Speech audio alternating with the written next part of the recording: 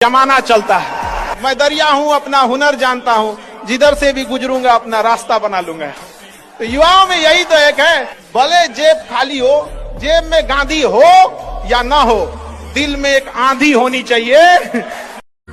अभी कांच है इसलिए लोगों को चुभते हैं, जिस दिन आईना बनेंगे उस दिन पूरी दुनिया देखेगी।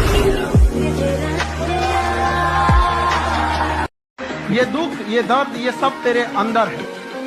तू अपने बनाए इस पिंजरे से बाहर निकल के देख, तू अपने आप में एक सिकंदर है।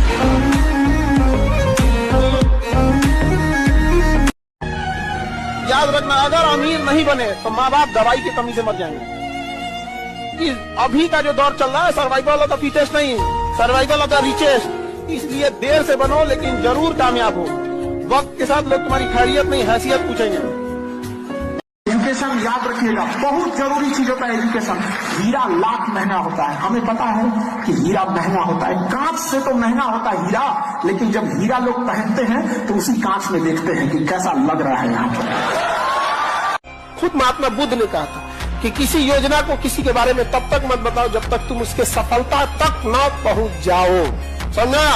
हम लोग के साथ एक लड़का पढ़ता था, इतना खचरा था, कभी कभी फोन करता था।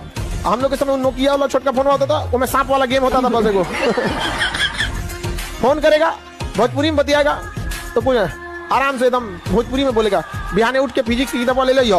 तो हम लोग समझ जाएंगे कि जरूरत बात। कभी कभी अंग्रेजी में बोलने लगेगा, तो हम समझ जाएंगे इसके बगल में कोई ना कोई है, खूब अंग्रेजी में बोलेगा, तो हम समझ जाएंगे। बात पूछता, भाई इज्जत का सवाल है, फोन मत काटने रहना यहाँ पे, नहीं समझा?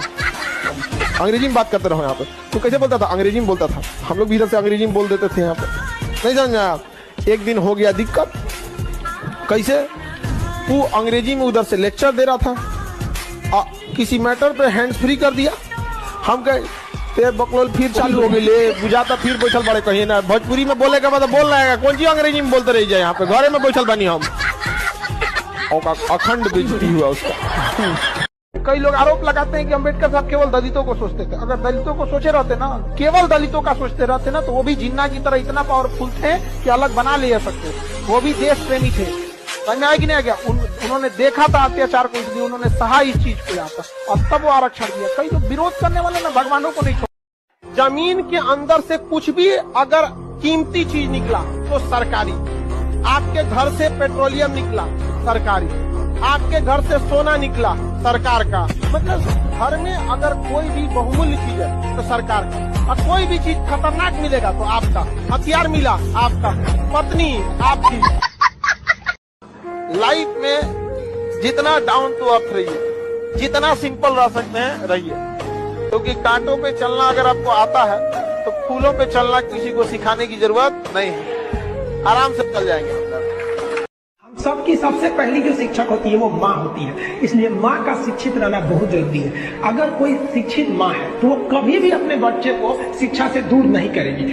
ऊपर वाला भी जब आपको बहुत बड़ा जिम्मेदारी देने वाला होता है ना, तो पहले सोचता है कि इसका थोड़ा सा टेस्ट कर ले। बहुत लोग टेस्टे में भाग जाते हैं। ए भगवान, हमरा काहे लिए तुम मुसीबत लाया।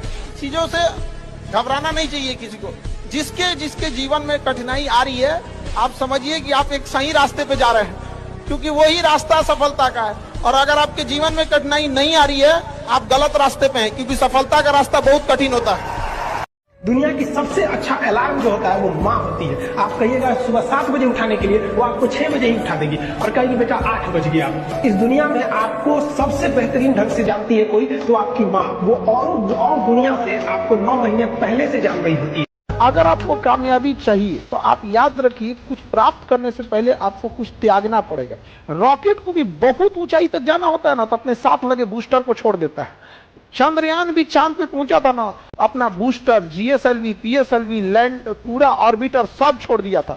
लास्ट में उतरा था तो केवल लैंडर उतरा था। क्योंकि कुछ लोग आपको केवल रास्ते में साथ देने के लिए आते हैं, मंजिल तक आपको अकेले जाना होता है। एक बात हमेशा जिंदगी में याद रखना है, तुम्हारे चेहरे पे अगर कोई दाना निकल जाए ना, उसको ढेर फोड़ करोगे ना और खराब हो जाएगा। 6 महीना इंतजार करो, दाना खत्म हो जाएगा, दिखेगा तुम्हें। जीवन में कोई तुम्हारी बुराई कर रहा है ना, उसका ज्यादा जवाब मत देना, छीछा लेदर हो जाएगा। लोग चाहे जितने बदतमीजी से बात करें, आप जवाब इज्जत से दीजिए, क्योंकि कुछ दिन बाद लोग उस सवाल को भूल जाएंगे, लेकिन आपके जवाब को याद रखा जाएगा। देखना कितना बदतमीजी होता है हमारे यहाँ, उसकी सारी मर्यादाएं पार कर दी जाती है। संविधान में लिखा गया है वोट जो होना चाहिए गुप्त मतदान होना चाहिए। हम किसे वोट डालें आपको नहीं पता होना चाहिए। तो लोग लाइन लगे रहेंगे ना, तो मीडिया वाला पूछेंगे इस बार आप किसको वोट देना चाहेंगे।